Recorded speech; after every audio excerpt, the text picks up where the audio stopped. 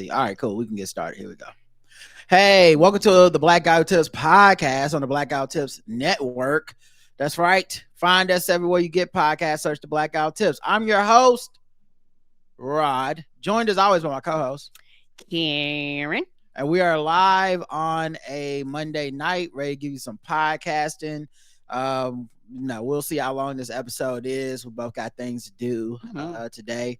But you know, that who knows? Who knows? In the future, we could be 2 hours from now going, oh, we had a lot more to talk about than we thought.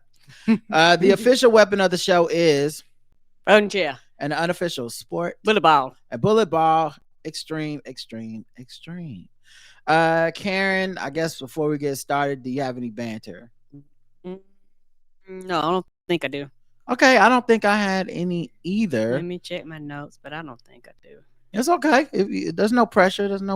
No, when stuff happen, I'll jot them down. Yeah, well, hey, let's just keep moving. We said we weren't gonna be here forever. No, I don't. Yeah, I've already did these random thoughts. All right, well then let's talk about some election news. You're running against me. Kamala Harris. This former president, we're not going past. This former president, we're not going past. This former president, we're not going past. So let's be clear about that. You're running against me. Kamala Harris. That's right. Kamala Harris is running, and she is not taking the black male vote for granted the way that so many people have assumed she would do. She's been doing her rounds, talking with non-traditional media outlets, which I'm sure is a catch-22. There's a few traditional black spaces that I love to see her in.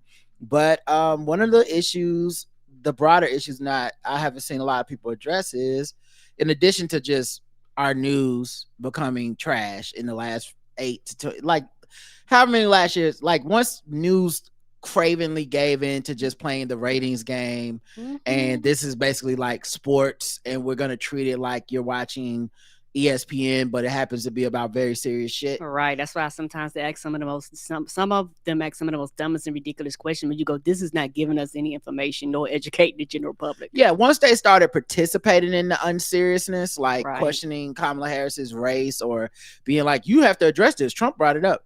I really do think they fucked up, and Kamala Harris's campaign has been very astute, knowing the moment and being like, it's a losing game of Charlie Brown kicking the football, dealing with y'all. Yes. You will move the goalpost on me, and you won't move it on Trump. And I can't trust that dealing with y'all in a constant basis is a good thing for me. So she's been doing a lot of non-traditional media. Yeah. I saw she talked to Luke, the rapper. That's really important because Luke is a skeptical, low information, emblematic of many of the why we vote for the Democrats type of black people, almost like an Ice Cube or somebody. And who knows, cravenly, these guys may just want a seat at the table and some attention, and this is appeasing them. But whatever's happening, it's actually informing them, or it's at least her sitting in front of them, answering their questions, and being like, okay, this dumbass shit you thought, obviously my words, not hers. This is why this is not what is happening, and here's what my plans are. Yeah, and also I think for me, all jokes aside, I think she gave the general media their chance. She has talked to them. And when I mean she gave the general media their chance, they fussed and hollered and complained and cried. Once she took over, you're ignoring us. When you gonna talk to us? You ignoring us. How dare you ignore us? She was like, okay, here's 5 to 10 minutes. Y'all, I'm here so y'all can ask me about the policies. It was everything but her fucking policies. Yes, but also she sat down with her and Tim Walz and did an interview, sit down style. She's done several traditional sit down style interviews with media outlets at this point, like with traditional media. So this idea that she was gonna like flop, like she was gonna be doing these interviews and just saying crazy shit that we don't go, oh God, no, our worst fears have been realized. She's actually a terrible candidate. Bring back Biden. None of that came to fruition, even with, I think, a lot of our media would have liked something like that, just because it is better ratings than her sitting there informing the public of her policies and not having any boring. gaffes or any like fuck ups or whatever. Anyway, there was a great episode of On the Media podcast I love that talked about her in these interviews, and man, I really enjoyed it because they talked to some experts that on both sides of the fence, but they also played clips and evidence to illustrate the point. So it wasn't just people talking. It was like, listen to this question. This question, this is how she handled this question so well. She did not address it as if it was a real legitimate question, because it is not. It would have immediately put her on the defensive. It immediately makes the question seem legitimate. This is not the way to respond. And in contrast, they would go back and be like, and here's how Hillary Clinton responded to something like this in 2016. And it ended up making it seem like her emails were an issue or something, whatever. But it was just a good. So she's doing this non-traditional media. She went on All the Smoke. Yeah, very non-traditional. Yeah, which is a podcast that like kind of represents the Oakland, the Bay Area. Obviously, black men again. Once again, not necessarily the most astute, informed political guys. Like, that's not their lane, but I think it's kind of a smart move to take a gamble on these people, because one of the issues that, I mean, I hate to say it this way and it's going to sound condescending, but one of the better things about talking to people like this, they actually don't know enough to really challenge anything. And we know that's a fact. I hate that, honestly. I wish everyone could do the reading.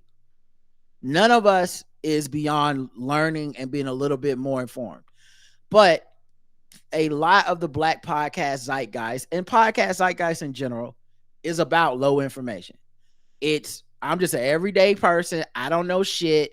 I'm just talking about stuff, and the stuff I say may or may not be informed, may or may not be germane to the topic. Okay, that's fine. The reason that this is bad for us, I think, is because this means a lot of black podcasts near the top of the charts have been either red pilled or like they can't push back on conservatism. These are the people that will have Candace Owens on their show. These are the people that would espouse certain conservative conspiracy theories. These are the people that are buddy with Joe Rogan. Like, there's a certain level of like, because they're not intellectually rigorous when it comes to their political acumen and challenging things and researching things, because they don't see a value in that, they're very easily led astray to the right-wing propaganda machine. And some of them willfully, like some of them, they believe those things. People like Academics is podcast hosted on a right-wing program, on a platform. So like, they are essentially conservative shills at this point. If y'all think the Russian money was only going to like that one channel, I doubt it, But yeah, so my point being, I'm glad that she's doing these things, and I hope it does change some of the narrative. Obviously, there will still be naysayers. There will still be goalpost movers. All of that's going to happen. I'm not, I don't think anyone here is pie in the sky, so optimistic, like, oh, thank God she talked to them. No, your trolls, your conservative propagandists, your anti-democratic type people, your Tariq Nasheeds that get paid to grift, they're gonna keep grift. They're never gonna be satisfied and go, okay, like no, they won't be happy unless Trump wins, and they don't really give a fuck about the rest of us. Right. Trump, meanwhile, has started talking about her mental fitness. Because he ain't got nothing else. Because you're like, well, I put it out on Joe Biden and it worked. Might as well just put it out on her too. Like, he was not ready for her. His team was not ready for her. They didn't have a plan for her. They didn't know how to respond. And when Joe Biden, after that debate, Trump was like, oh yeah, I got this. I know I'm gonna win. And then Joe Biden was like, gotcha, bitch. He was like, oh shit, the same stuff don't work. Nope, you're gonna change your game plan up. And he's not prepared. He debated her and didn't handle it well because, in his mind, how dare she, attack him and come at him. And also, she's not Hillary Clinton. So it's not somebody, that he would quote unquote bristle up to. And so it's one of those things to where I listened to NPR and they were also saying that something that worked really well with him before was advertising kind of online and things like that into the youth. And Trump has rejected that this time. And so Kamala Harris and Walz is like, hey, we're trying to do everything we can to get the message out there. And it's like what worked before don't work now, because I think a lot of his strategy people that was really strategic, he got rid of them and got a bunch of dumbasses and yes men around him who just lets him do whatever the fuck he wants to do. Yeah, I have two overarching thoughts about this. The first being, all that might be true. I think it's racism. I think it is flat out a black woman cannot be smart, and definitely not smarter than me. Oh yeah, I'm Donald Trump. Mm-hmm. And who the hell is she? Right. I refuse to even accept that this woman is mentally fit or smarter than me. And so you're right in that this was the playbook with Biden. But if you look at what he said about Biden, he never called Biden stupid. No, because he has somewhat respect for Biden because Biden was a man. Because Biden's a white man.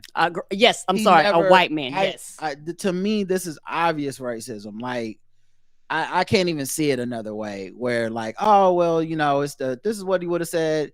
He wasn't ready for her is true. He wasn't ready. Mm-mm. But this is not just a, oh well, this is what the plan would have been. Like, nah, this is you basically being a piece of shit racist, in my opinion.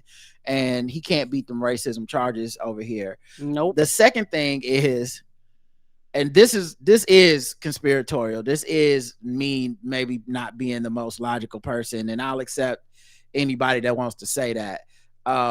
Matter of fact, open your third eye. Open your third eye. Open your third eye.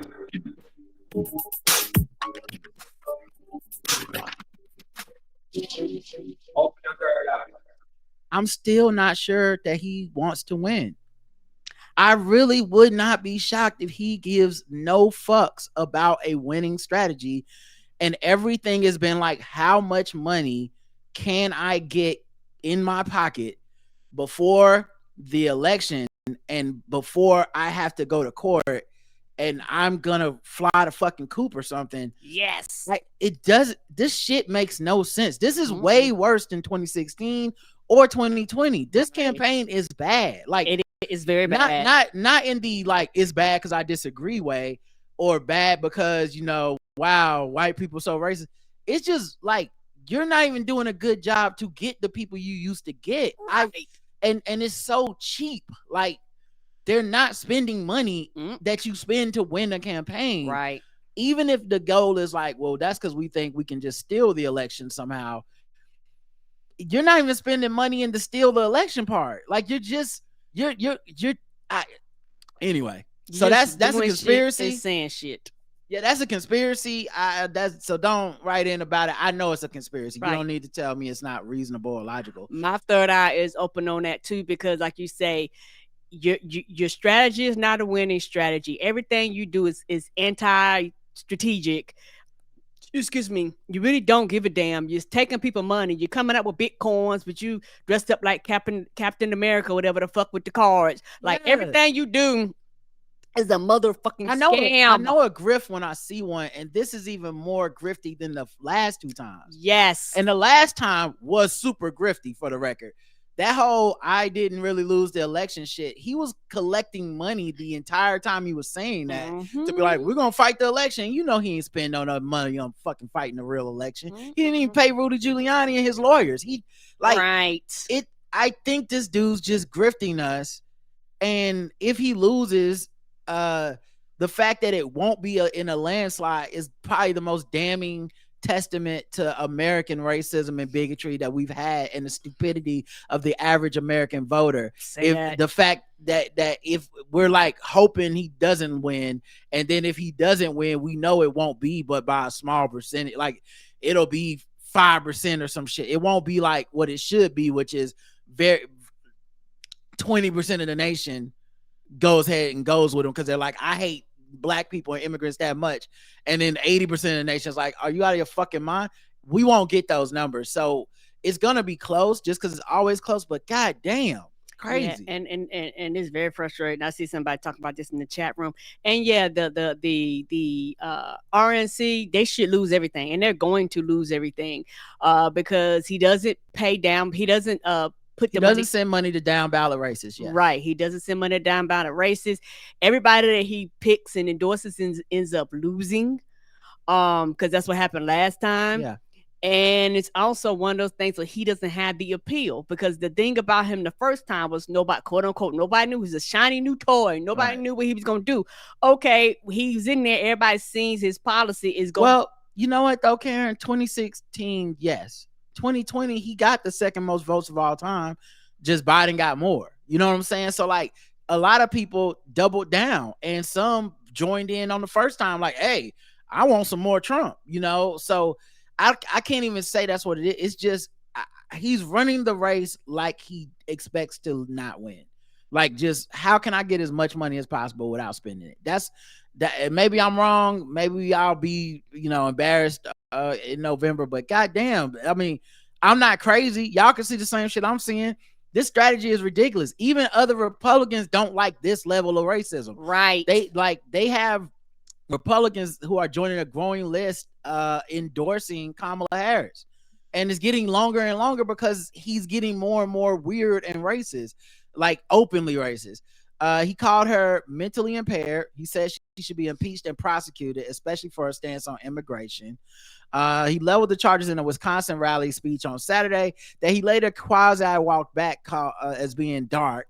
Then he doubled down on them a day later in Erie, Pennsylvania. He held Harris responsible for an invasion of the U.S.-Mexico border, even though by his own admission, he was the one to squash the bipartisan bill that would have protected the border. Yes. And people bring that up all the fucking time. Own it. You did it. You act like we didn't see what you did. Right. So, he just, I don't know. It's worse than it's been ever. I don't, I'm sure there's a bunch of people who are going to stay with him or not speak out on this racism as shit gets worse. But yeah, that's a racial stereotype that he did on purpose. Of course. Taylor Swift's guitar smashed by elderly man who had just spent $4,000 for the signed instrument. He went to one of these Trump rallies, and he bought it at a charity auction, $4,000. And he then smashed it on stage I'm sorry, not at the rally, at the charity auction, just to be, because he hates Taylor Swift because Donald Trump told him to hate Taylor Swift. Now, who has the violent rhetoric again, Karen? Can you just remind me? The rhetoric needs to be toned down a notch because it's violence, and because people are trying to kill Trump, and it's the Democrats. Then he tweets out, I hate Taylor Swift, all caps. They're buying, like the dumbass way they boycott, by giving $4,000 to charity, just so you can tear something up and go, I hate Taylor Swift with this violence. Okay, your check cash. As far as I'm the charity, go, okay. Yeah. It's yours. You can do whatever you want to do with it after that point. Yeah, he could have put a hole in it and fucked it for all I care. Like, right. I'm not mad at the dude. I'm more like, it's more ridiculous than angering. Yes, it is. And a lot of these conservatives are doing this. There was another woman who had a bunch of Taylor Swift clothes and books and paraphernalia, and she burned it in the street to say, I don't like I can't believe Taylor Swift endorsed Kamala Harris. Okay, girl. Very strange, weird people. And then be mad that you call them weirdos. But what the fuck are they? That's that you call them weirdos. Who else does this? Yeah, it's such a weird thing to do. All right, that's it for the wait, was there one more thing? Oh, yeah, Montana online voting system was taken down after Kamala Harris was left off of absentee ballots. Yeah, so overseas voters, some of them, I guess, apparently had to vote, absentee. Mm-hmm. So on the electronic ballot, absentee ballot, Kamala Harris was left off as an option. She was missing from the list of options. Only Donald Trump and Robert F. Kennedy were listed. So they had to take it down. The error was discovered shortly after the state's electronic absentee system went live on Friday, September 20th, allowing eligible overseas voters to cast their ballots up to 45 days before the November 5th general election. I think burying the lead here is, so electronic voting can work. Yes. Okay. Because, we're saying, well, it's overseas. Why can't it work here? Right. The system is intended to serve Montana residents living abroad, including members of the armed forces, by making it easier for them to vote. But I guess maybe their argument is it can't work. People be leaving people off the ballots. Put like this, that's not their fault. It's your fault. And also, yeah, you mean to tell me, I'm not trying to be funny, I might not be the sharpest knife in the drawer, but I'm pretty sure it's a lot of people that have to verify shit before shit go live. Like, I think it was purposefully left off. You can't tell me nobody was like, fuck it, run it live. Oh, shit, it ain't there. That don't make sense. They said they fixed it by the end of the day or whatever, but I can't, what kind of error is this? Right. What kind of error is this? This is that's just so, how could that possibly have happened? You have one job, literally. Right. It's too many checks, and I've worked with people when they run the system lives and shit like this. It's so many checks and balances and rechecks and check again and run that code one more time. No, bitch, was left off on purpose. All right, let's move into some other news. You know what? Here we go. He didn't be wanting the body, and you got to tell him no. It's like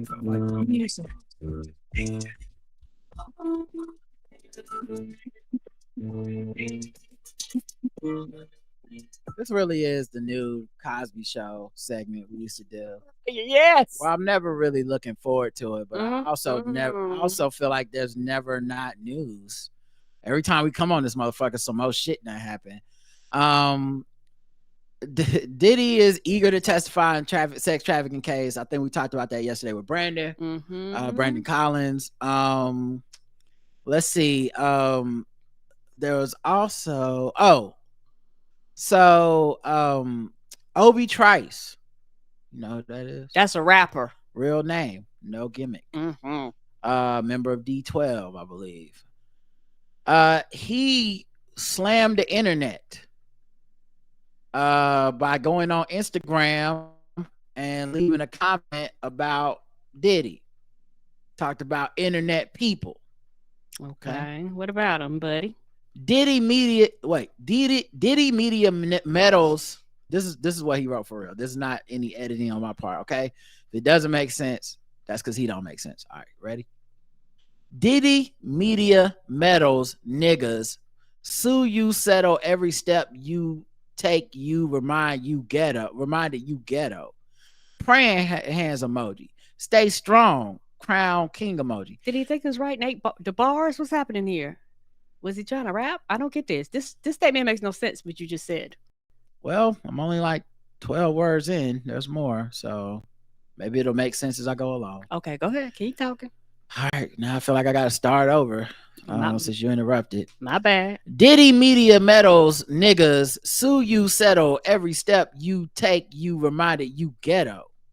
That does rhyme. That's why I say sound like he praying hands emoji, stay strong, hashtag most kings, you internet people is hilarious, man. I don't know Puff, but he a black man. Y'all let this internet influence you. That's why I'm never on this BS for real. But you writing the post? Okay.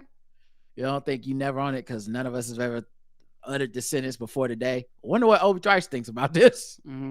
Hadn't thought about it. Hadn't crossed my mind. I wonder why. Stop playing with people's lives. Fuck podcasts. Fuck all that shit. I'm going to do at Drink Champs, though. That's it.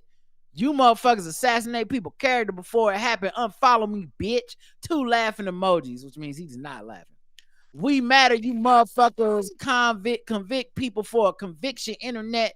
That's why I don't frequent this H dash hoe ass shit. Social media users had a lot to say about Obi Trice's post regarding Diddy. You don't say. Shut the fuck up, Obi. Yo stupid ass read the news or some shit.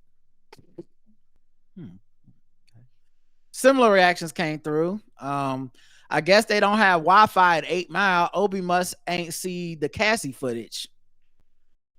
Another pedophile exposed. Oh no! Man, shut the fuck up, guilty ass nigga, A or not. Oh, guilty ass nigga or not. Okay. Oh, I see. Shut the fuck up. Guilty is guilty, nigga or not. Meaning, even if he black, that don't mean he not guilty. Right. So what's Obi Trice hiding in the closet? However, a handful of social media people agreed. Big facts. Now this one I'm just gonna read their username because it's like, is this even a person? His name is Dave Corzine, but at James WI76997743. You're not a real person. He not lying. You're not a real person. Is it a dog avatar? How about a flag? An eagle avatar? It's a anime avatar. It look like a random black man, but this look like it could be a stock footage. You're right about to say, you Google that pic. That could be you posting somebody's pic. My thoughts exactly. Internet is hell, I tell you, said a person on the internet. So yeah, the obvious thing here is and this is one of the things I caution against on the show, and I always bring up my experience as a straight black dude, and it happens a lot when I'm talking about other, like when I'm trying to tell people like, hey, just because somebody is black and in your affinity group, or just because they're in a marginalized group that you were told like, well, they have a lot of oppression to deal with, so we should not say anything when that kind of a person is wrong or does something fucked up to somebody. And my whole thing is, no, right, I'm not going to fall for that brainwash bullshit, mostly because I believe individual people can still be held accountable and be accountable. Yes. I don't think any of us gets to opt out of accountability because we're in a marginalized group. I don't think, it's when someone is a black man, you cannot trick my brain into being like, well, I guess it's okay for him to beat women. Somebody let Brad Pitt get away with it. That is not how it works in my house. I never went to my fucking house when I was in trouble and could tell my dad, well, a white boy at school did some fuck shit. I guess I'm okay. Never. That's not a real excuse. And I'm ashamed that some niggas believe that. Like, what kind of fucking house was you raised in? Your responsibility is your responsibility, period. The end of it. I understand context. I understand all that. Sure. I'm not saying racism isn't real. I'm not saying any of that. But just in general, if you beat women, I don't need to feel differently because you black. Right. That does nothing for me. If you rape people, then you're a rapist first and foremost. That black man shit, you can keep it. You know what I mean? That's not the solidarity I want to feel with you. I don't got that. Not for you. Anyway, point being, Obi Trice is pulling that card. And a lot of these dudes pull that card. He's a black man. Why are we doing this to these brothers? I see a brother going down. Read the article then. Finish reading the article. Read the Rolling Stone thing.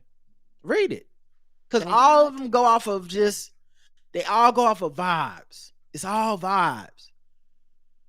Go into the details then. Tell me why what they're saying is so, like, why I need to be on your side of this. Why what you're saying is on point. I was going to play a clip, but I'm not going to. It's like a 4-minute clip from Joe Budden about a guy.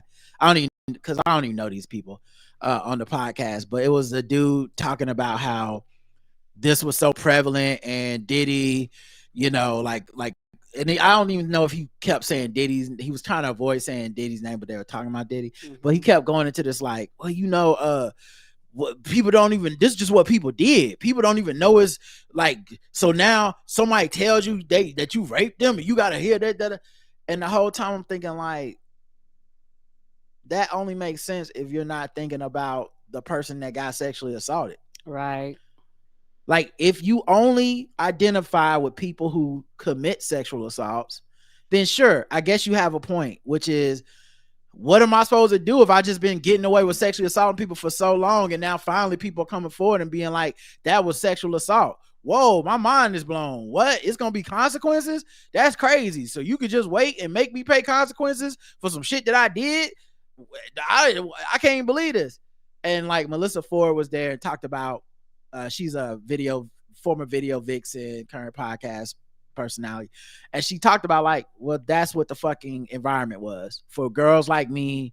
There was a lot of sexual like coercion, a lot of people that were not good people, a lot of rapists and abusive people out there. Right. You maneuver for safety. Yeah, these stories are real and they could affect your career, and there's reasons people don't come forward, blah blah blah. And it was like a good on her, but at the same time, just sitting across from Joe Budden, who's been credibly accused by several women of being abusive at this point. Like, it's all fucking tainted and fucked up at this point, and we just allow the shit to go on and exist because at the end of the day, nobody really gives a fuck. They laugh and they mock Diddy for getting caught, and it's funny to say he's gay and has 1,000 bottles of baby oil. That's more entertaining. But at the end of the day, man, they don't give a fuck about this. They don't care about those women, and they just feel like this is spoils that go to the people that have positions of power, fame, and wealth.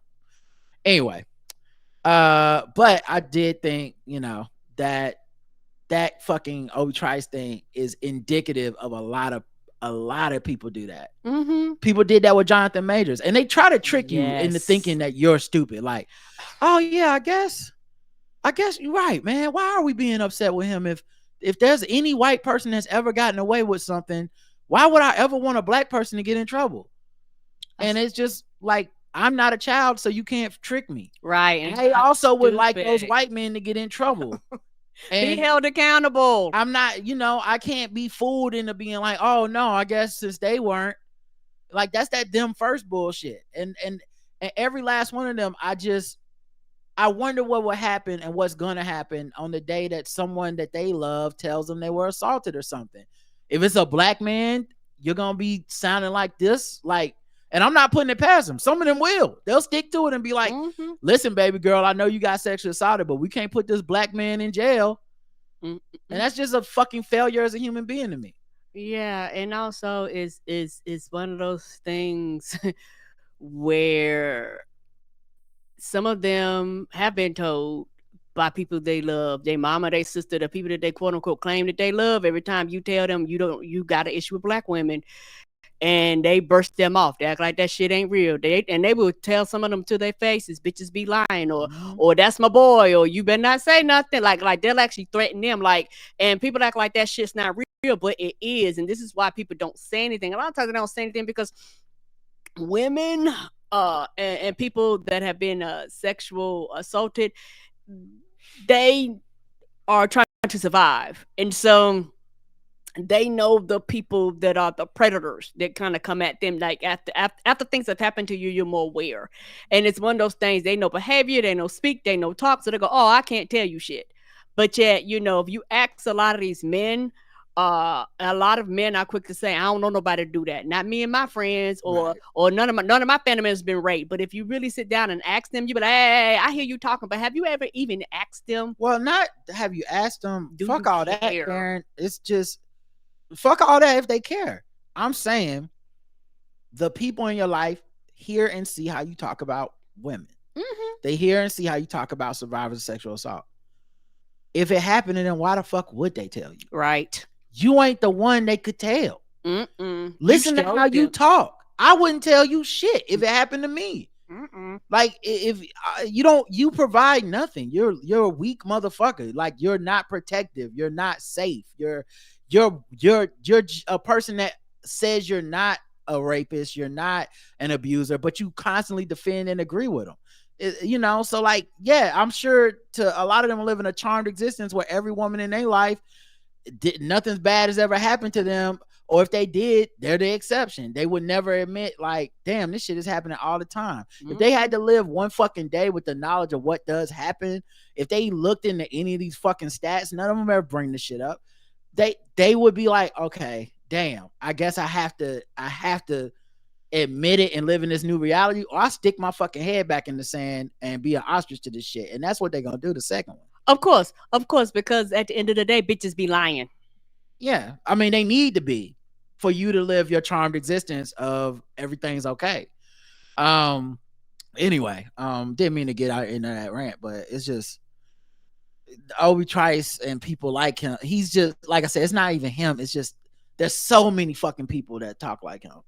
And it's sad, you know. Speaking of which, Chris Brown. They're planning Investigation Discovery is planning to do a documentary, Chris Brown, A History of Violence, set to drop October 27th. Oh, damn.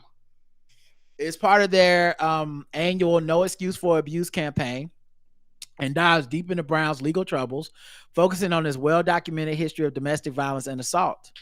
Yeah, with Karuchi Tran and shit like that. Like, we covered that. And even with that, you know, a lot of people had jokes for her. And it's like, well, I mean, okay, but the shit actually did happen. Like, it's documented. I think it's interesting with Chris Brown because I do understand the people that went, well, in 2009, the incident with him and Rihanna, that was he was young. They were supposedly in a fight in the car, blah, blah, blah. I understand the logic that they're using. I really do. But I saw those pictures of her face. I ain't see him looking like that. And you lost me right there. Like, I'm not capable of being able to just go, oh, well, legally. I looked at it and went, oh my God, he tried to kill this lady. Right. Okay, so that's number one. But let's say you found a way to look past that.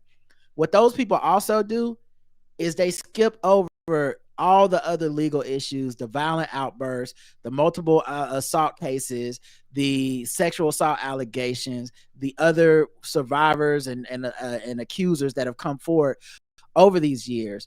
They skip past all that to just go, y'all just mad at him over Rihanna. Well, it's also a pattern that continued. And it's sad that it takes this, to be honest, because I think as a dude like him that seems to have stayed out of any more serious trouble, which I guess it can't get more serious than Rihanna, but you know what I mean? Like, a dude that for the last, I don't know, 5-7 years or whatever, seems to have stayed out of the criminal justice system or whatever.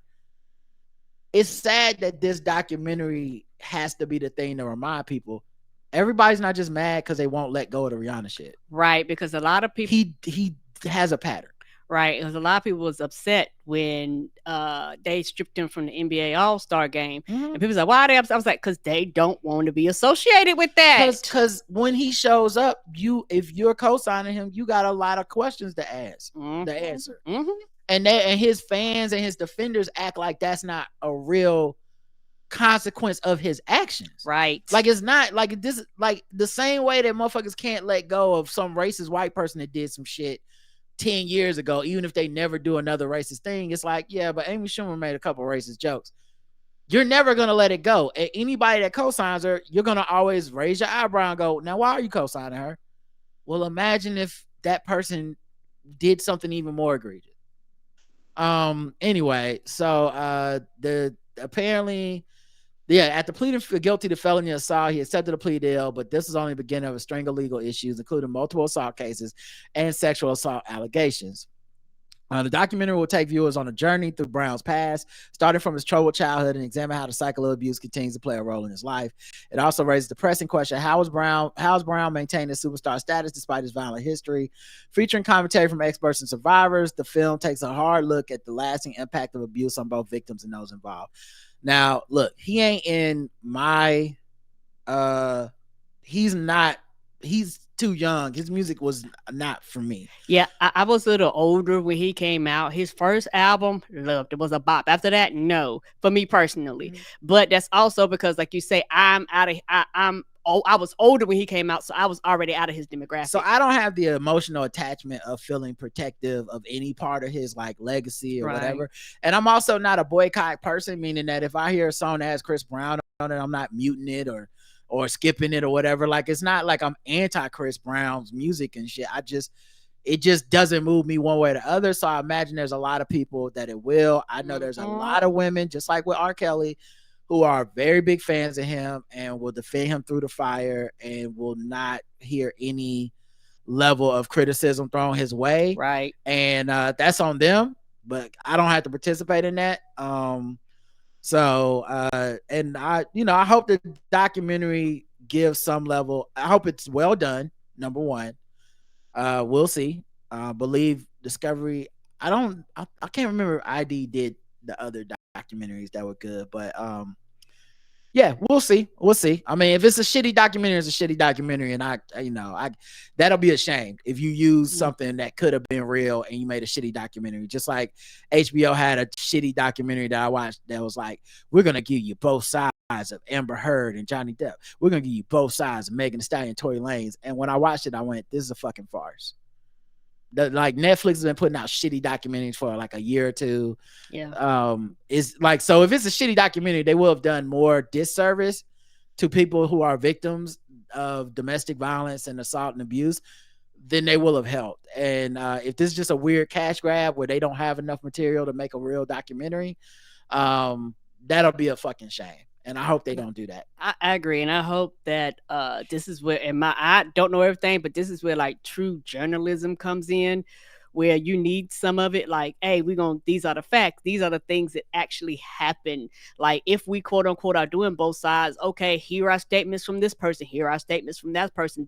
These are the things that were said. Here are the events that happened, and here are the people that are impacted by them. Because yes, I've seen really, really good documentaries where they talk about everything involved, but it's not like that. Like you say, you actually, you don't have enough material. You trying to do it quick and fast. You want to cut corners and shit. And so you have as your investigation, and you have as the facts and digging and pulling up shit. That takes time. Yeah, I've realized just now I missed one article about the Kamala Harris election stuff, which is that Netflix's CEO Reed Hastings endorsed Kamala Harris, and they're saying that Netflix saw a spike in cancellations because of that. So there were people that canceled their Netflix because he donated $7 million to Kamala Harris's campaign, and he endorsed her. They'll be all right. You know what? And this feels tangential, but not really. That's a great lead into Chappell Roan. So Chappell Roan is a white lady like songstress. Okay. She is like kind of in that Lana Del Rey, Demi Lovato lane. Not saying her music sounds the same as theirs, but just that lane of like, oh yeah, Chappell Roan, for the white women, and good for her. She's very feminist, positive type of music. You know what I'm saying? Like white feminism-ish, but she's 26, and the thing I kept hearing about her was how much she doesn't like fame, and she had these treaties on like fame is just not good and it's bad and I don't want to really be famous and all this stuff. And there's something to be said about that. I do think we as a society have this thing where we want people that we like to be famous, and we think fame is a huge reward that we are granting these people, right? Because many of us want to be famous. We don't want to be anonymous. Agreed. We want to matter, and so we bestow mattering upon these people, and many of them are not ready for the limelight in any direction. You can't be prepared, and they can't really handle it. And this isn't like before, where yes, it was just as fucked up, but before social media and before kind of the gatekeepers were opened, you used to at least have to go through this vetting process and have people that had jobs that were dedicated to just basically keeping you making music and standing upright, you know, even if those people failed all the time, and even if many people slipped through the cracks anyway. It's not like they gave a fuck about you. Some of those motherfuckers would be like, my job is to get you heroin, you know, like, but the point was they looked at it like, our job is not to have you arguing with people in the comments on Instagram Live. Right. Like, give us the password. Let us do that. You just stick to what you do best. Take care of your voice. Get out. We'll get you all the drugs and fucking and all the stuff you want to, but just like make us the money. Everything else you're doing isn't making us money. In fact, it's losing us money. And like, you know, just like we just said, Netflix had an endorsement and lost millions of. So Chappell Roan gets interviewed in a magazine, and I forget which exact magazine it was, but she gets interviewed and she basically does both sides are bad, neither side is good. That's why I don't get caught up in this whole voting shit, blah, blah, blah. Okay. All right. You said what you said. You said it in the magazine. Yep. You were getting interviewed. But people are pushing back these days. Yeah, they're not letting that shit slide no more. Yeah, okay. This interview was in the Garden. Okay. I mean the Guardian. And so people are like, yeah, man. Actually, both sides aren't the same. The problem, like problems on both sides, that's no reason not to be telling folks, to tell folks that it doesn't matter, or you don't really care or feel pressure to endorse, blah, blah, blah. Now, the truth of the matter is, she shouldn't really have to feel pressure to endorse a candidate. That's the facts. Just because she make good music, she's not a politician. Right. As I said before, we treat our celebrities like politicians now, and our politicians like celebrities. It don't make fucking sense. She can't. And that's the thing that frustrates me. The people that you need to be in their asses about how they vote and shit, you don't give a fuck about them. And then the people who ain't got no vote, you be in their asses. So she says this on in this interview, and people were like, what the fuck are you talking about? You make this white feminist music. You make this pro LGBTQ music. Your name, which is not your real name, but your stage name, is taken from the drag queen culture. No, it's not a both sides problem things. And you shouldn't have an issue in 2024 when one of the candidates is Donald Trump and JD Vance, and they represent everything you say you're against. You shouldn't have a problem saying not them, definitely. And so people slammed her, and so she came back and made a TikTok video to try to, like, you know, offset some of this slander. Now let me see if I can pull it up for you guys. We'll watch it together, and let me see if my sound setting will allow this, or we won't get a weird echo. I hope not. If so, that person that wrote in will probably write back in. All right, here's the video. And use critical already set up skills. Learn about what to use critical thinking skills. Learn about what they're voting for. So she said, I encourage people to use critical thinking skills. Got cut off at the beginning. Learn about who they're voting for and ask questions. And it's being completely taken out of context. Per usual, there is nuance to what I say in interviews. And I think it's important that people use critical thinking. I think it's important for me to question authority and question world leaders and question myself, question my algorithm, question if some person that tweeted something about someone else is even true. It's important to question because that's how I think we move forward. This is my third election in voting, and the world is changing so rapidly, and I want to be part of the generation that changes things for good because we need it. If you come to my shows, if you read my full interviews, if you literally know anything about me and for what I stand for, you know that this is not lip service, this is not virtue signaling, that my actions have always paved the way for my project and the people who really know me. Actions speak louder than words. And I will say, so far, she really hasn't said anything. Just rambling. And that's because, honestly, the only thing that would matter is you saying something about Kamala and Trump. Like that's Mhm. everything else is just you being like, you guys know my heart. Not everyone watching this knows your heart. Some of them don't even know who you are. Agreed. And they just know that people think you're a big deal. The other part is this is not good enough for a lot of people who do know who you are to say, hey guys, I wasn't like faking. There's a lot of nuance, and you don't understand that there's a lot that has to be. People are like, yeah, we actually don't know you or trust you. We don't know what the fuck your family's like. We don't know what your background's like. We don't know how you feel about this shit for real. For real, you selling us a product. Yes, you are. Now you're part of your either image or sales pitch is, and also politically, I'm such a maverick that I can't even be put into a box of Democrat or Republican. That's something that might have worked 20 years ago.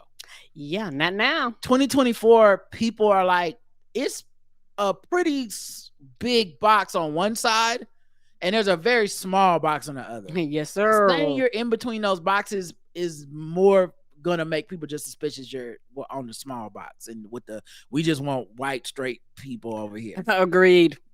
And actions speak louder than an endorsement. Here's the full quote that a lot of people are just not reading. I have so many issues with our government in every way, she says. There are so many things that I would want to change, so I don't feel pressured to endorse someone. There's problems on both sides, and I encourage people to use your critical thinking skills. Use your vote. Vote small. Vote for what's going on in your city. The change she wants to see in the U.S. is this election year, she says, instantly is trans rights. They cannot have cis people making decisions for trans people, period. So now the problem with that, and this is why I think the genuine frustration is coming out, because should we really give a fuck what she says? No. But I think the logic of it and what it's emblematic of and what it does symbolize, that is why people are pushing back. It's not really her, it's just people that say shit like this. Right. This is a very dangerous and stupid, overly simplified logic that is happening, because she's avoiding saying the full thought, which is, or the answering the obvious question, which is, which party would do the thing you're saying to do? Right. Because you can't just both sides it. You can't. Well, listen, trans people should be making decisions for trans people. I agree with that. That's a great point. Which party has any trans people in it that are elected officials? Right. Which party is for trans rights? Because there's one party that is literally anti-trans, like in every single way they can. Who's passing all these bills? It's not both sides. So that's why people are like, what are you hiding behind your back when you talk like this? Do you want to just come out and be like, I'm a Republican? Do you want to come out and be like, because I'm not saying that I feel this way. I'm saying these are the questions they have. Right. Since you said question everything, challenge authority. They're questioning you, and you can't take me in question. You think they should innately know you're a good person and on their side, while saying I'm not on anybody's side and I don't have a side to really say politically that I'm on. Why should I have to say it? Then why even give your opinion? You know, you had to know what's coming to this. Hear it from my mouth, if you're still wondering. No, I'm not voting for Trump. And yes, I will always question those in power and those making decisions over other people. And I will stand up for what's right and what I believe in. And it's always at the forefront of my project. And I'm sorry that you fell for the clickbait. I don't think people really fell for it. The other thing I would say too, part of me has to wonder, are you just afraid of being Taylor Swifted and Netflixed? Because saying you won't vote for Trump is different than endorsing Kamala Harris. And we saw what happened when Taylor endorsed Kamala Harris. Motherfuckers are buying her stuff and burning in the streets. They're breaking guitars. He's tweeting that he hates her. Like, there's a real cost to saying flat out, I support Kamala Harris. That is not the same as a cost of saying like, hey, mean, everybody's bad, right? Both sides got issues, not the same cause. So then she went on and like I said, she put out that video.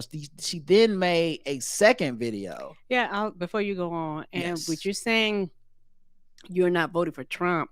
People are going, who are you voting for? You voting for JFK? You voting for? Hold on? Did I do them letters right? Because fuck them. RFK. RFK. Are you voting for RFK? Right. Are you voting for Stein? Like, who are you voting for? Because you sure as hell didn't say Kamala. So, well, she does address that, Karen. You're right. Many people did wonder that. So then she did this longer video where she claims she just woke up and needed to get this off her chest. And to like people just skewing it even more, endorsing and voting are completely different. I don't agree with a lot of what is going on with like policies. Like, obviously, fuck the policies of the right, but also fuck some of the policies on the left. That's why I can't endorse. That's why I can't like put my entire name and my entire project behind one. Because there is no way I can stand behind some of the left's completely transphobic and completely genocidal views. I definitely understand the genocidal Palestinian Gaza stuff. I really do. Not even, she probably could have just said that and left it at that, even if people would have been like, you're still dumb to say you can't endorse or vote for, or you can't endorse one over the other. I know a lot of people she would have caught a lot of backlash for that. But if you think it's worth it to say that, make that point, then you just take the backlash, which honestly is the short answer to all this shit she put out. Mm-hmm. You don't need to follow up anything you said in the interview. If you can handle the backlash and people not liking you, then fucking just take it. You don't get to be greedy and have everyone understand and like you. Right. That's not how that works. And many of us do understand and just think the point you're making is self-defeatist in that one of these two motherfuckers gonna be president, and the refusal to acknowledge that is just gonna give you Trump. And that is the worst person for every cause you brought up. Right. The second thing is, I think, and this happens so often, why aren't you being specific? What is the transphobic policies on the left that you are so like, I can't fuck with that in comparison with the Republicans? I'm sure there's something, but just be like, everyone hearing this doesn't know what you're talking about. Mm-mm. So what is it that is so like, man, if they would just get rid of this will fix that issue for me, but whatever. So yeah, there are huge problems on both. You know what is right and wrong, and so do I. Fuck Trump for fucking real, but fuck some of the shit that has gone down in the Democratic Party that has failed people like me and you. And more so, Palestine. And more so, every marginalized community in the world. You mean, let's look at the vote. Let's look at the percentages. You mean every marginalized community you're standing up for, that the vast majority of them vote Democrat, of those who vote? Those ones? Black people, women, gay people, religious minorities, the vast majority of them, if they do vote, will vote Democrat. So this whole like, listen, I'm standing up for them. I remember this with the Bernie shit. There were so many people that said they were standing up for black people by voting for Bernie, and those black people was like, then don't do that. Right. Because we don't think he can win, and we're not voting for him. We are not. And then we became, what was the thing they used to say? We're the establishment. Suddenly, black people, 12% of the population, traditionally, rights have been on the line in every single election ever.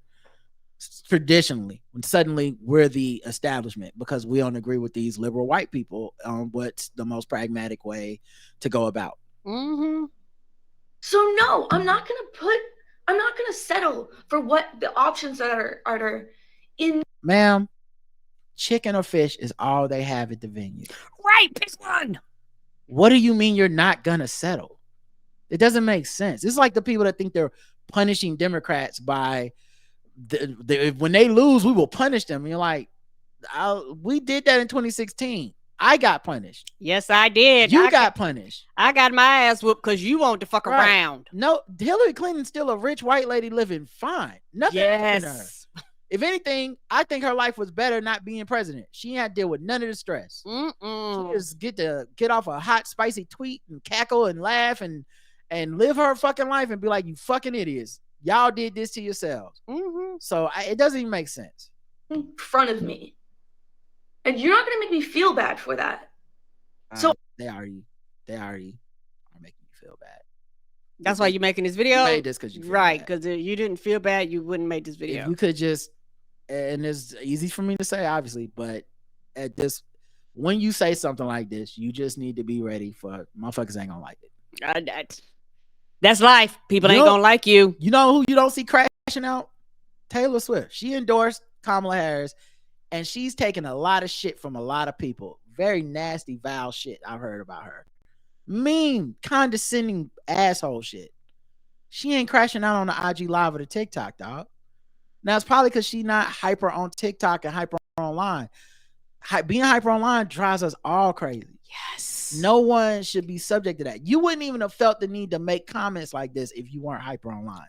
Agreed. It just is. I watch it happen to my friends. It's happened to me in the past. Yes. It'll happen to somebody tomorrow. Someone listening to this right now struggling with it. They don't even know they're struggling with it because that's how it tricks you. Is you start thinking like, no, I'm just perfectly sane. And then it takes like 5 minutes talking to them. And you're like, okay, what you just said is something that I've only heard on social media. Right. Nobody is immune to this. Yeah. Like I remember a friend was talking about something and it was like, oh, it's because everybody's boycotting Starbucks, so they got rid of the CEO. And I'm like, that's not why that happened, because Starbucks motherfuckers are not boycotting it over this. You know who else said that? When they got the fucking holiday cups. And the conservatives said, we're boycotting them. You know, it's like, I'm not saying it's zero people, but they didn't get rid of the CEO over that because they didn't go and hire a CEO who was like, well, actually, guys, I have something now. And that whole conspiracy was misinformation in the first place about Starbucks and Palestine and all that shit. And no one gives a fuck if it's debunked. I'm mad and I said what I said. So that's hyper online shit. Because you ain't going to go read no full article. Fuck that. I saw a TikTok. It told me what I need to do. So I think she's hyper online, even the way that she's talking right now. She shouldn't even give a fuck or be seeing these people's comments that didn't like what she had to say. But she clearly is seeing them. You're not going to make me feel bad for that. So, yeah, I'm voting for fucking Kamala. Right there, that's a big tell. Mm-hmm. Why are you saying her name wrong? Yes, and that's real. That just says something. I know it's a slip of the tongue, possibly, but the condescending tone combined with the like, yes, I will do this for you motherfuckers is such a like, who, what? Right. And also you're doing it because you've been bullied, which means this is not an action, because the way she said that, this is not an action that you want to take. This is an action you feel like you're obligated to take because you spend a lot of time online and people are telling you, you know, the fuck is wrong with you? Why don't you just go ahead and vote for Kamala? And you're like, no, damn. And it's also one of those things too. I truly feel like only time will tell. When people do shit like this, some of them get indignant. They're not going to learn. They're not going to educate themselves on the matter. And in a few years, we're going to see her over there showing up at RNC rallies and shit. Maybe. I don't know her enough to even say that. I'm trying to stay as fair-minded to these motherfuckers as I can. I don't like, you know why I don't say that is because I think that's the kind of shit people said, especially a lot of black people said about like Taylor Swift and shit. They didn't know nothing about her. They saw a couple things and they just went off on the like, and you know, she must be this, that, and the other. I don't know that this woman's conservative. She doesn't sound conservative. The points she's making aren't conservative talking points. The points she's making are these super left wing talking points. Like the dirtbag left, I'm not I see voting. what you're saying, like the these are not. extremists, These are not Republican things. Like, I think she's hyper online, and there's a certain type of logic that exists online that starts to make sense the more you see it. It's just this idea of like, and if we don't vote, we'll get all the stuff that we want on the left. Well, it's their fault. They didn't put up a candidate that would make me want to vote. So fuck it. If we lose affirmative action, we already lost that at colleges. If we lose Roe v. Wade, we lost Roe v. Wade, guys. If we lose the right for federal oversight for stuff like the environment, we actually lost that, guys.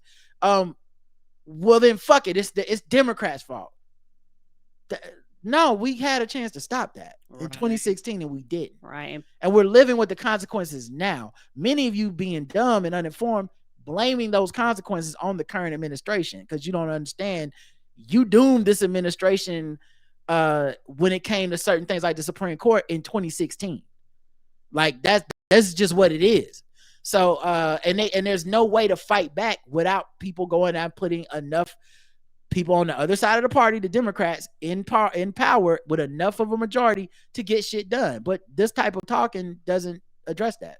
No, it does not. And it's one of those things where that's not funny. Shit like that just irritates the fuck out of me. I'm like, the fuck is wrong with you? Your logic makes no sense. I understand. I'm not, like I said, I want to be fair. I strive for fairness. It's probably annoying as fuck to listen to. I'm sorry sometimes, but I have to be me and I have to be honest. I don't see her as, I'm just MAGA now. Maybe she will be. Maybe I don't know her either. So maybe 5 years from now she's MAGA. Only time will tell. Yes. But this doesn't sound like the MAGA shit to me. This sounds like those weirdo people that are like, I'm so politically pure, I can't even be part of this system. And then whenever someone like Trump takes office, they don't take any responsibility for the fact that, oh, there was a button I could have used to stop this. And I said, nah, fuck it. Right. They don't see it as their inaction actually being tacit to complicity. They just see it as like, no, I'm more pure than those who did participate. Right. And a lot, and for me, I go, cool, well then fuck you. And they, why fuck me? Because you didn't do shit. You got you mad and angry. I got the right to be mad and angry. For y'all to be so sure, for them to be so fucking sure that we can handle whatever, more Trump, or we're gonna get these policies and everything that they want. For them to be so sure, you can't even handle a little bit of internet pushback. Right. And so I'll get to the bigger point because I don't care about the rest of what she had to say. She canceled a concert appearance. And that's when I said, oh, being hyper online is some real shit. Mm-hmm. Because she didn't cancel it like out of security. Like, hey, look, my security, I am threatened at this event. I can no longer be at this event. The event went on. Like, she canceled it because she can't deal with people not liking what she said. And so she got in her head and was like, I can't be here. I'm not saying that you can't have mental health issues, anxiety and stuff that will keep you from doing a concert. My bigger point is, how the fuck are we supposed to handle this world that is going to be way worse with Trump in charge? You can just opt out of doing your concert. And those internet people who are mad at you, that's not real. Meaning people who pay for tickets to see you are there to see you do your show. Mm-hmm. And they're going to support and love you because that's the demographic of people that are fucking with you. Mm-hmm. That pay for those tickets. Right. So that's you not being able to handle the unpopularity of what you're saying, and that it really didn't please either side. It just made everyone mad. That's what happens a lot of times. It just makes everyone mad. Yeah. So it's very interesting to see like that happen to her in the wake of some of this other stuff. But yeah, she canceled the show a day before the show. Oh, people were hot. Yeah, I want to say, it was set the 28th and 29th, and she canceled it the 27th. Mm-hmm. Issued an apology on social media, said things have gotten overwhelming over the past few weeks, and I'm really feeling it. Feel pressure to prioritize a lot of things right now, and I need a few days to prioritize my health. I want to be present when I perform and get the best shows possible. Thank you for understanding. Be back soon. XOX. So, and this boils back to you are satisfying nobody. Because you're gonna have people online mad at you. Now you're gonna have people in real life mad at you. Like in real life. People not trying to find people that don't give a fuck about nothing they talking about online. Don't give a fuck about your video or TikTok. They paid their money. A lot of them were probably already in down, ready to see you, ready to get their jam on. Some of them might only came to see you. They were like, I don't give a fuck about nobody else. But sometimes people only come to like. She's a big deal, so you're right. Yes. Yeah. So people they like. I wouldn't have bought a ticket if it was not. Now I've spent this money. I'm locked into this shit for 2 days, and you had the nerves not to show up. Now I'm mad. So like you end up pleasing nobody. I just don't think these people that talk like that are so fragile and can't handle the pushback are ready to get in the streets and fight under a Trump administration. I think you're just going to be a rich white lady that does concerts, and everybody whose rights are taken away is getting fucked over, people getting jailed, political prisoners, things that are worse at the border. As Donald Trump promises to have Gaza wiped off of the map, I think you're just going to be sitting there complaining, not doing shit. And that's the real truth. And the proof is in the pudding, because I watched 4 years of y'all not do shit under Trump. Right. Everybody had a chance to go out in the streets and do those same marches and protest. You could have ran up on the Capitol. Y'all didn't do shit because you talk a good game on Twitter, because a revolution is just a few keystrokes on Twitter, right? However many letters is in the word revolution is all it takes to say you down for that. But whenever it's like, okay, so who's killing who? Who's running up on who? Right. Who's ready to get violent? Oh, no, we just tweeted. Y'all tweeted through 2016 to 2020. Yes, and I don't feel like a hypocrite, because I never said I was going to do any of that shit. Right. So I ain't a liar. I didn't sit up here and lie like these motherfuckers that was like, yeah, well, you should wait till we get this. Then the world will really see. You didn't do shit. You just sat there and had anxiety attacks. Right. You sat there and got to be fragile, and the rest of us had to go out here and fucking push through it, because you wouldn't want to do it. The motherfuckers that saved this country was the motherfuckers that went and voted in 2020. The motherfuckers that's ready to go vote right now, despite none of us thinking any of the parties have every single issue where we would want to have it. Right. None of them are perfect. Like, you not special, sweetie. You the same as us. Like, you just, like, I understand you're frustrated. Everyone's frustrated. But it's a group project. You got to put in on this. Right. And I do like your thing. It's fish or chicken. I want shrimp. Bitch, we ain't got it. Fish or chicken. A choice has got to be made. Right. Issa Rae suggests she won't work with Amanda Seales again after Insecure Stars Club Shay Shay appearance. Seales previously spoke on tensions between them on the set of HBO's Insecure.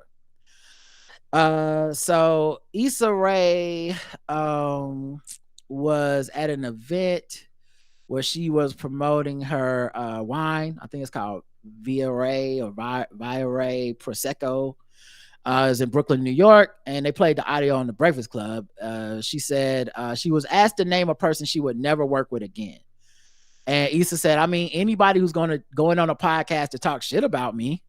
I've had great experiences with everybody I've worked with, though. So for the most part, like, I'm always grateful when people come back, she continued. And so people are like, okay, this must be about Taylor Swift. Taylor Swift. That's crazy. This must be about Amanda Seales. And it's funny because, and I'm glad I started with the Chris Brown and what was the other one? Diddy. The whole black man thing. Because this is what I'll be talking about.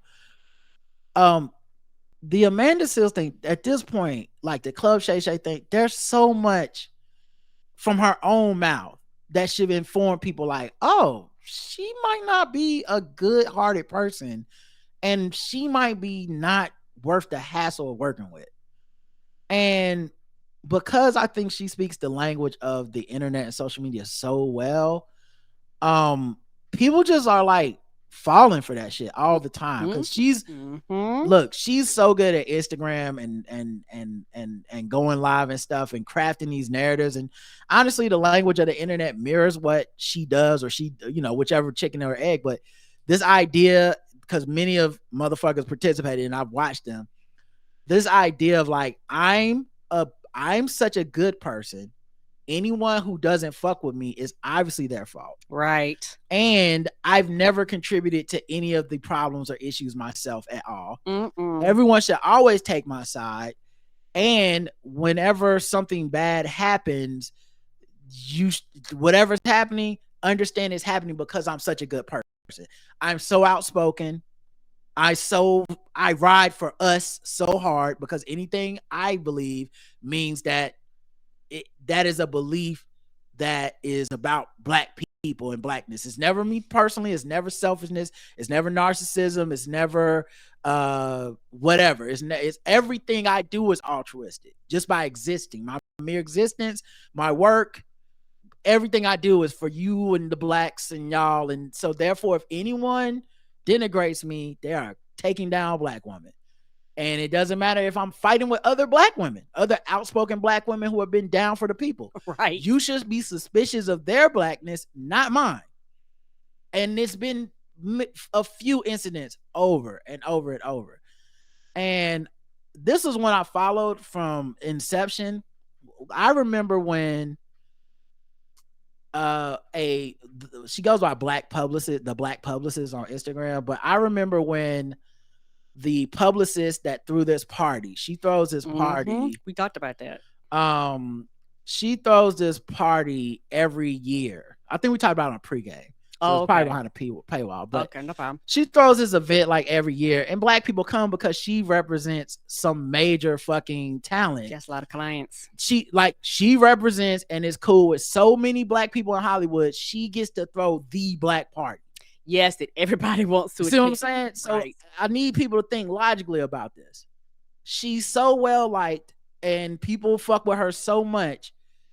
She doesn't say like, "Hey guys, only blacks allowed," or like whatever that is. Like she doesn't have to like, "Hey, I'm forcing you to be in my black party." Everybody wants to be at the party for Black Hollywood. That's how much of a boss she is. Right. Okay. We got to understand some dynamics here. Okay, keep that in mind. All right. So, Issa Rae is a client of hers. She does not work for Issa Rae any more than your insurance agent works for you. Right. Meaning, yes, it's a working relationship. Yes, if I have a request or something, you might be able to accommodate that, me or whatever. But it's a reciprocal relationship. You can decide I'm no longer your client. Yes. Like this happens all the time. That's what happened to Jonathan Majors. His agency fired him. Yes, they did. It is not like and what happened is, so this party happens for Black Hollywood. Amanda Seales and this publicist are not cool. They're not, they got beef. They both know it. They don't fuck with each other. So she's not going to be on the list. She knows Amanda knows she ain't going to be on the list. Amanda Seales goes to the party anyway to be like, yeah, let me in anyway.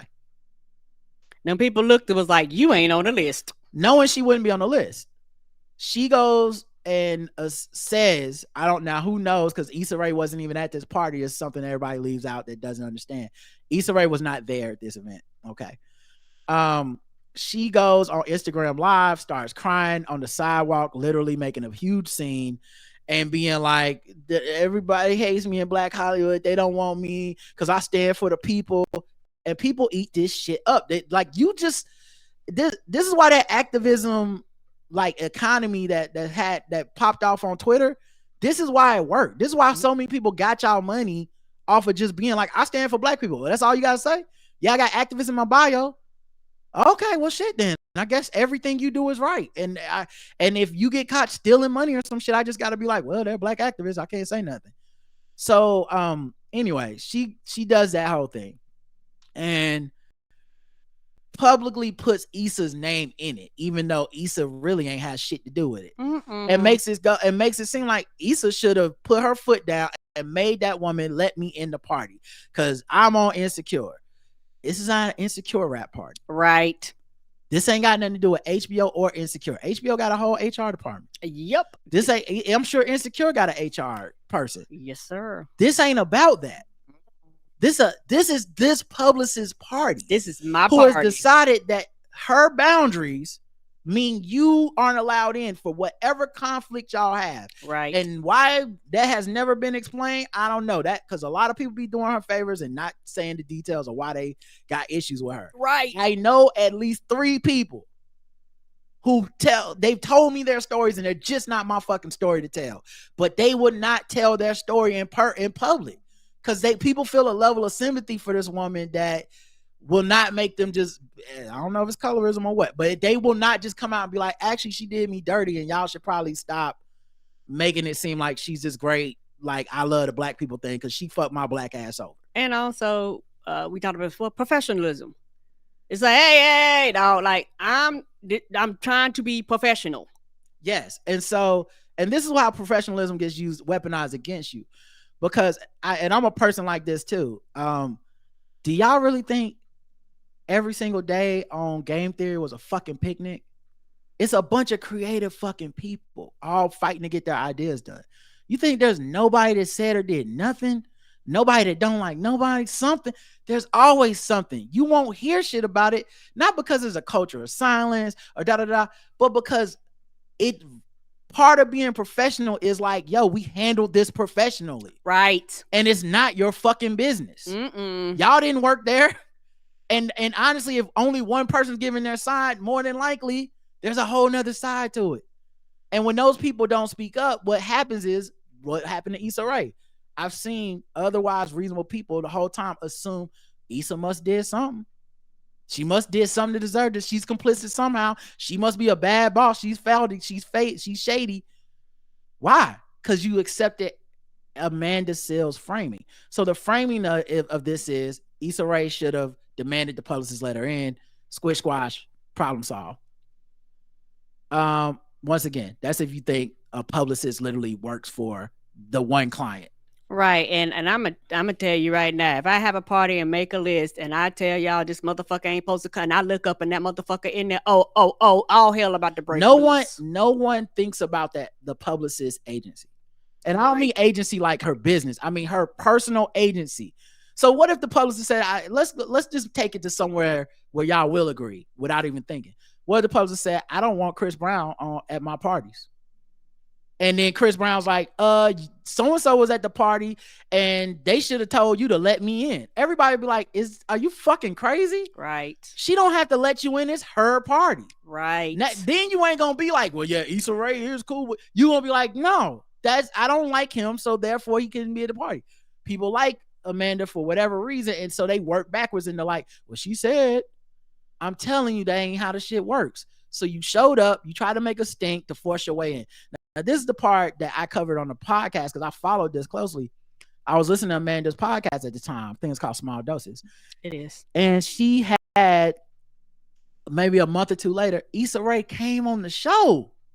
She came on the podcast. For everyone that shitted on Issa Rae, bad boss, terrible feminist, whatever, she came on this woman's podcast that essentially low-key embarrassed her. Right. Made it sound like Issa Rae was part of blackballing her or some shit. Issa Rae, who they went on to do another season of Insecure together for the record. Mm-hmm. So, and Tiffany's in that shit. The character's in there. She could have been like, you're blackballed, fuck you. There were people that had subliminal shots in the cast of Insecure who Instagrammed out shit about this woman. Meaning, this ain't a Issa Rae making me do anything thing. Okay? They went on to do a whole season of Insecure after this. At least one. Okay, so I listened to the episode, and it was actually low-key. Issa reminded me a lot of myself in that she was trying to be conciliatory and understanding. And so she didn't go in there and start no bullshit. She didn't downplay Amanda when Amanda kept playing it up and saying, we both boss bitches. We both together. You know how it is to be a true boss bitch and how they always be hating on us. Issa was like, yeah, girl, you know, the whatever. Like, Kikiing, like a reasonable fucking person that just want to, hey, let's just resolve this conflict and move past professional. It. I know because I've made this mistake before in my own personal life as an empath where I was like, well, maybe if I just fucking talk to this narcissist and work this out with them, we can get to a point where it's like, well, shit. Hey, you know what, Rod? I appreciate you, da-da-da-da. And it don't work out. I'll never do it again. Validating them in any way, making it seem like it's some both of our fault shit it literally just ends up with them doing what ended up happening. So that was years ago. Amanda goes on Club Shay Shay this year. Okay? This year. Shit done been passed. Yeah, Insecure ended a few years ago. The story that I bring up, she shits on Issa again. This is after Issa went on that podcast, after they did a whole nother season of Insecure, all that stuff. She shits on Issa again in front of Shannon, who Shannon won't challenge anything really. Won't bring up any details or whatever. Won't bring up this pattern where she just sat up there for a couple of hours and just everybody's wrong except me. But the story I always highlight is that the story she told about the set of Insecure, where she was working on the set of Insecure, there was a guy who was not a cast member. He was just like a camera guy or something like that. Whatever he did, it just wasn't an on-camera situation, right? He doesn't write the script. He doesn't perform in the background. He's just a dude. So she calls this dude a revolutionary nigga. I don't find that to be very offensive, but she called him revolutionary nigga and he took offense to it. He said, hey, she was like, revolutionary nigga like you would do that. And he said, hey, I'm not a nigga. Don't call me that. Okay? I say nigga a lot. Y'all listen to this show. I have never and will never call any black person that who tells me they don't want to be called that. Right. The same way if you tell me your pronouns are they, them, you're they, them. Who the fuck am I to tell you you don't have autonomy? I decided you're a nigga. Period. Some niggas don't like that. And I'm okay with that. Yes, I respect. You know, I go on Karen Hunter's show every Friday. I'm not calling her out. If she finds that disrespectful, why would I ever disrespect her? Agreed. I don't find it disrespectful, but that's me. I grew up differently. I grew up with a different environment and vibe around that. I'm okay respecting other black people's decision to not be part of that. I even understand the logic. But yeah, it's like, yeah, so I'm not one. Okay, cool. She decides that to double down and she got an issue with him now. Cause she's like, it says nigga in the script. People be saying nigga on the set all the time. Not the same. So how the fuck are you gonna not be let me call you nigga? He goes to HR. She's like, HR wrong for this. Issa, come tell HR to fix this shit. And this is the point I was saying. I'm not calling her a liar. Keep in mind, no point have I called this woman a liar. I just think when you have the kind of personality she has, you think you are everyone's fucking boss and you're always right. So you expect Issa to come into the situation and go, I'm the boss of Insecure. What I say goes. I always will have a man decide. Actually, you better let her call you nigga or you're fired. HR has a job. Right. The lawsuit from that bullshit. And the other thing is she relies on so many of y'all not knowing how any of this shit works. This is a fucking job. This is a working environment, especially when it's run well. This is like me doing something foul on the set of Game Theory and then being like, Bomani didn't have my back. Bomani's name is on the show. Nigga, there are so many people whose actual job is to handle that conflict that are not Bomani Jones. Bomani Jones is there remembering lines, coming up with writing and speeches, being on the set location, being the host behind the camera, getting dressed. It's everything but this shit. This is like being mad that the wardrobe person and you had a conflict. And you go to HR. There's a person. You go to the head of wardrobe. Right. There's a fucking person for that. Yes. This is not a free-for-all. There's a chain of command. You as a viewer are so obsessed with celebrity and stardom. You really think Issa D, Issa Rae, it's a Issa production and Issa's overseeing everything like she's working, like making an independent YouTube thing. No. It's shit. By the time you get to that level, by the season they were in, Issa might be at show up status. Like she might be like, look, the writer's room is humming. Y'all just send me to finish scripts. I'll let you know if it need to be some changes. And I trust y'all. We got a process. We know who the actors are. We know what the ranges are. We know how we gonna film it. She got 99 things on her fucking plate.